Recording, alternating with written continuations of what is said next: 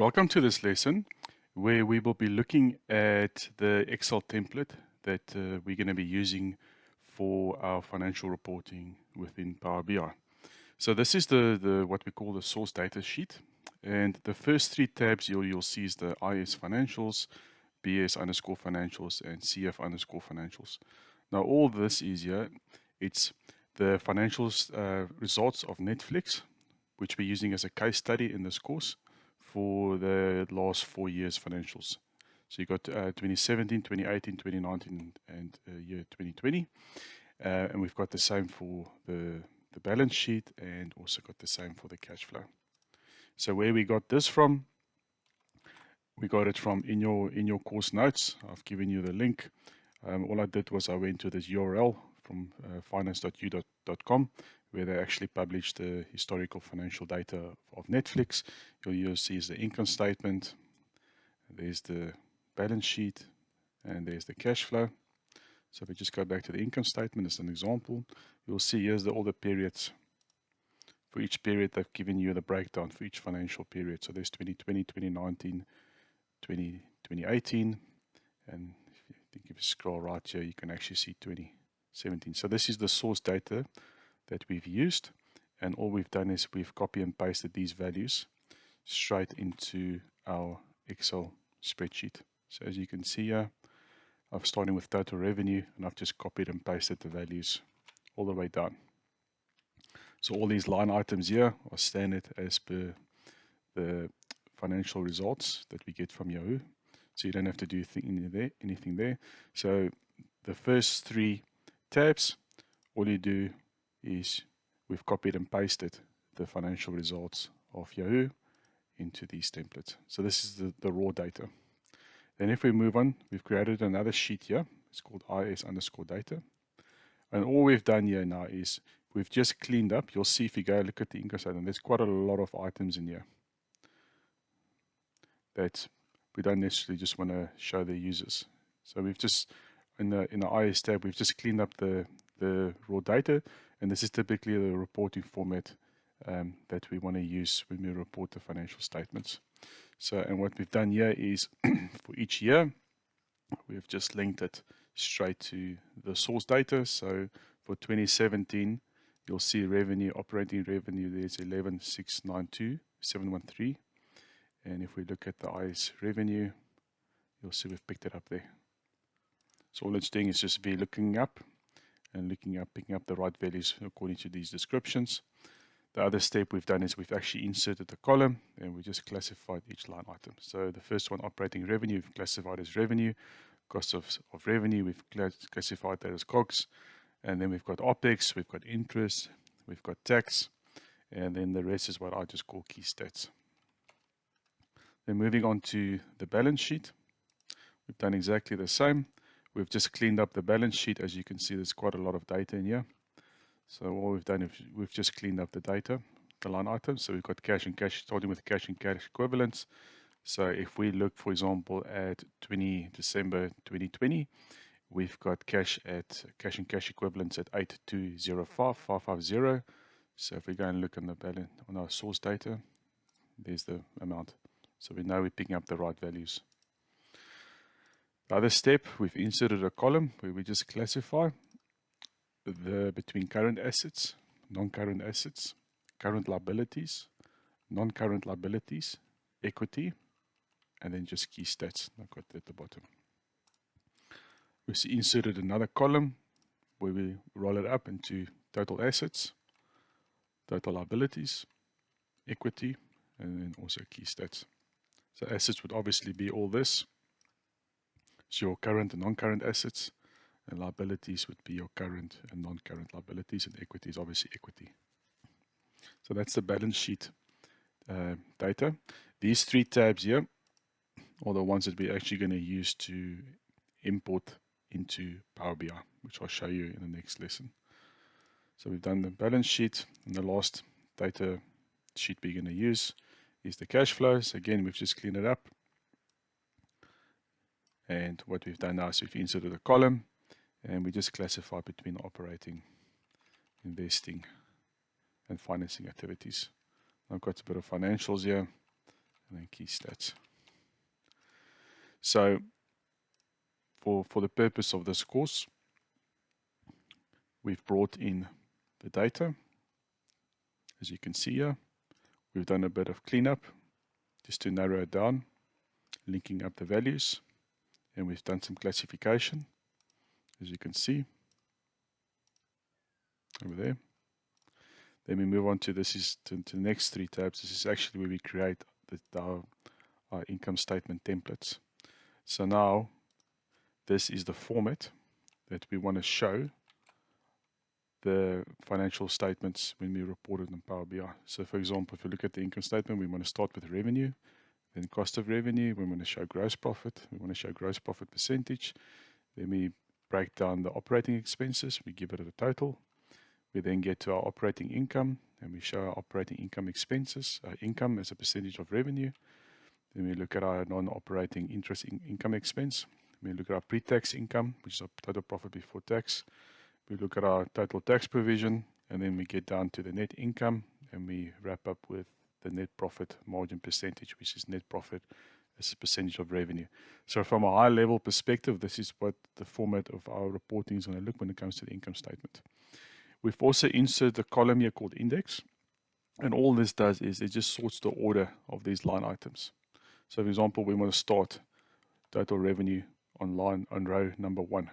Then we want to give a gap, leave a little space there just to make it more understandable and readable, and we move on to index row number 3, which then shows our cost of revenue, and then so on and so forth. We've also got a column here where we just show the totals, and we're going to use this at a later stage to actually format our income statement. We'll show that later. Over here, what we'll do here is we've just replicated column B, but you'll see the difference here. There's no indentation. For example, you see here, I've just spaced it out a bit. There's three spaces there just to make it more presentable when we look at the financials. And here there's no indentation. So we've trimmed we've trimmed column B to show no indentation. And the reason for that is that Power BI needs to look at exactly what then Power BI looks up to these, ignoring any blank spaces when we want to import values into Power BI. And then I've just got a summary index. Basically, all we've done is we've got a summary there. We just show the order of the summary that we want to show. So all the setup has been done on the income statement. This is basically a template that we built that we're going to replicate in Power BI. Moving on to the balance sheet. We've done the same. We've got a row index column starting with 1 all the way down to 49. We've got our balance sheet items. So I've reconstructed the format of the balance sheet, how we want to show it in Power BI. So we're starting with assets. Then we've got current assets with all the different categories. You can see indentation there. We get to total assets. Then we've got our net property, plant and equipment. We've got our goodwill and other non-current assets, which gives us a total net assets. So the sum of that is the total assets. Then we get liability and stockholders' equity. We first start with current liabilities. There's all the categories. We've got our total current liabilities. Then we do our non-current liabilities, which gives us our total liabilities. And then last part is we do our stockholders' equity with all the line items, giving us our total equity. Then obviously ending up on total liabilities and stockholders' equity, which in essence equals total assets. So on column C, we've insert a summary where we just show all the totals. So we show total current assets, total non-current, total assets, total current liabilities, total non-current liabilities, total liabilities, total equity, and then total liabilities plus equity. And we do this when we want to summarize our our balance sheet in Power BI. We want to roll it up, and we do this by creating these summary items. The summary items are also indexed over here. You can see 1, 2, 3, 4, 5, 6, 7, 8. That's the order we want to show the summary items in. And then last part, as in the income statement, exactly the same situation. We've just trimmed column B by removing all the indentation. So you can see there it's basically the same format We've just removed all the spaces. So that's the balance sheet template. I've made notes here on the side. So if you look at the index is to sort the order of how we want to display the line items in our report. The income statement items, well, in this case, the balance sheet items. In the format, this is the format. We want the line items to appear in our report, taking into account any indentation. Then the summary would be, we use this to group the line items and create subtotals. And on the balance sheet items, we ignore any indentation and use to create measures. So Power BI will look up to these descriptions when we pull in values, ignoring any spaces in the text. And then the summary index is just the order we want our subtotals to appear in our reports. Okay, so the last one we're going to move on to is the cash flow. Again, cash flow, we've got our row order index, so 1 down to 38. We've got the format of our cash flow statement starting with operations. So we've got now net income from continuing operations. There's all the line items giving us our cash flow from continuing operating activities. Then we've got our investing activities with all the line items giving us our cash flow from continuing investing activities. Moving on to financing activities with all the line items giving us our total financing activities. Then next line item would be the changes in cash. It's a net movement between these line items here, between our total operating, investing, and financing activities. Then we've got effects of exchange rate changes. We've got our beginning cash position and then the leading to the end cash position. So this is typically the format of a cash flow statement. Again, we've built subtotals. So we've got total operating activities, investing, and financing activities. And again, in column D, we've just replicated column B by removing the spaces and then wrapping up by indexing our subtotals that we want to show. So as you can see, a lot of replications. This is kind of the structure that you would need to follow in terms of setting up the report. But the purpose of this course is actually to show you how to do the step-by-step using our Netflix as a case study. Then we wrap up by creating a setup tab. And all the setup tab does is, in this example, you'll see Netflix here. We've got a stock code. See, there's a stock code. So what I've done is I've just built in variables.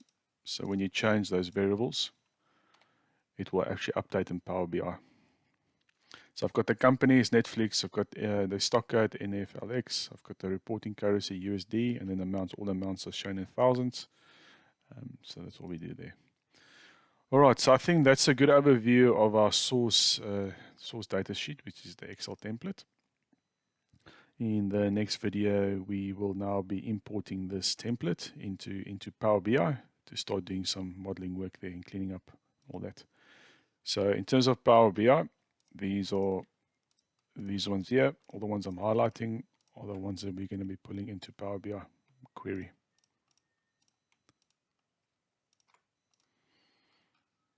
All right, I think that's enough for now.